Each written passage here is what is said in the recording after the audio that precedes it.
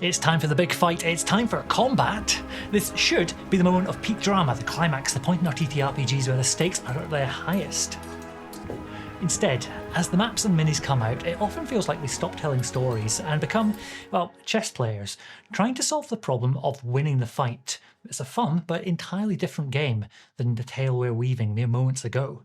But we can change just a couple of small things in our techniques and our philosophy to make our battles feel epic, intense, reveal more about the player characters, and move the story forward. Now that is some big hype right there, but I really do think that bringing story to our combat changes everything. For me, I used to dread when the Game Master said roll for initiative. I thought, okay, there's nothing going to happen, there's no story for the next hour or two. But now, combat is my favourite part of the game again, and I'm so happy. My name's Rich, this is Renegade Rolls, and let's be storytellers together with our friends. Bringing storytelling to our combat, it actually solves a couple of problems. The reason that combat so often feels to drag, to bring things down, is because we are reducing the pace at which we're learning about the world. It can be a long time between character choices or any external events that progress the story. Within the course of combat, within most systems, we'll find that the decisions that our characters are making are actually decisions on how to do the same thing, to solve the same problem, usually to whittle down the hit points of an enemy until they are defeated. Once the party has decided to attack the monster, you're then not making another decision for a while in terms of anything grand. You're making decisions on the tactics, you're deciding how to do it, but not on anything that's going to have a long-term consequence. The distinction between these tactical choices, do I put my mini here or does it go here, and that grander strategy is inspired by this video, linked down below, by Peter from Tales from Elsewhere. That man is a fountain of knowledge on TTRPG philosophy, and you should totally check him out. I've noticed this in myself, not just in TTRPGs, but when playing computer games as well. I am now a filthy casual.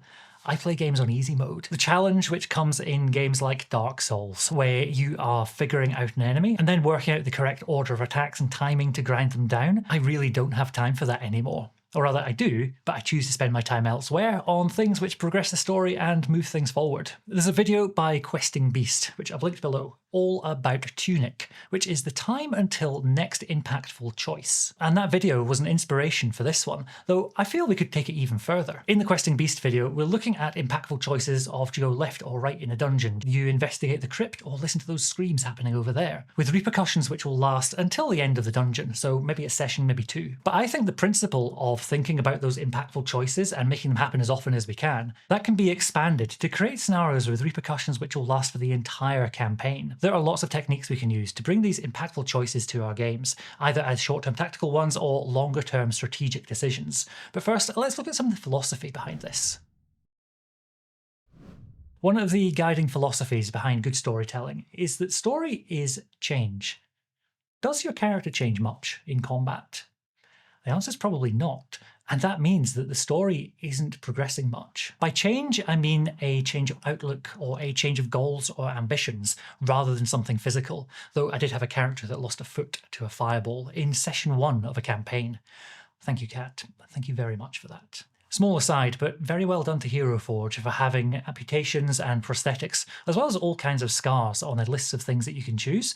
That's really good to see. This video isn't sponsored at all, I just like shouting out good stuff whenever I see it. Back to our combats, I'll reiterate that often you are making tactical choices with short-term consequences, but not strategic ones with larger fallout in the future. The question becomes, how can we add these narrative repercussions to combat that will affect the character themselves, the rest of the party, their enemies, and potentially the wider world? Right, find a pen, find some paper, find some index cards, if you like. We are looking at techniques to change the world, change characters, change anything we can during combat. If you have combat where you are one-on-one fighting a monster, you're not making any long-term decisions until you've defeated it. You might choose for the characters to use some special abilities or some spells that they couldn't use later, but in that scenario, we're not really changing anything. Yes, there might be some resource management, but you're not going to make an impactful choice. An easy twist to this is to bring in some different victory conditions. It might not be about defeating the monster, maybe you can't defeat it at all, but you need to make a choice. Do you go through this door or that door? When that decision's made, the other option closes to you forever. You can't just wheel back and have a look and see what you could have won. This applies to all kinds of situations in wider adventuring and tactical combat. Give your players this or that. but you can't have both. When thinking about these either or scenarios, do you save the prisoners or take the duel? Use them sparingly. Find just a couple of them to present towards your players. If they have this same storytelling mindset as you might find that they'll set them up for themselves. They'll give themselves ultimatums, and you can just sit back and go, oh, proud of you folks. As a player as well as a GM, I really enjoy creating narrative consequences out of actions that seemed innocuous at the time. You left me alone in a strange city to chase down that thief. Does getting your coin purse back really mean more to you than protecting your little brother? That kind of scenario happens all the time, and if your players are up for it, you can create some really interesting dynamics between them just by thinking about what the consequences of doing one thing rather than another in combat would be. Say in combat, one character's being this kind of like sentinel type character. Need a sword for this. I will protect you with my life. The other one goes, well, give me space. Yeah. Oh, thank you so much. I don't think I could bear being alone in this place. Thank you, my brother. We will fight back to back. I would like to point out that I am the opposite of whatever a sword boy is. No thank you, that's not my thing. Next tip.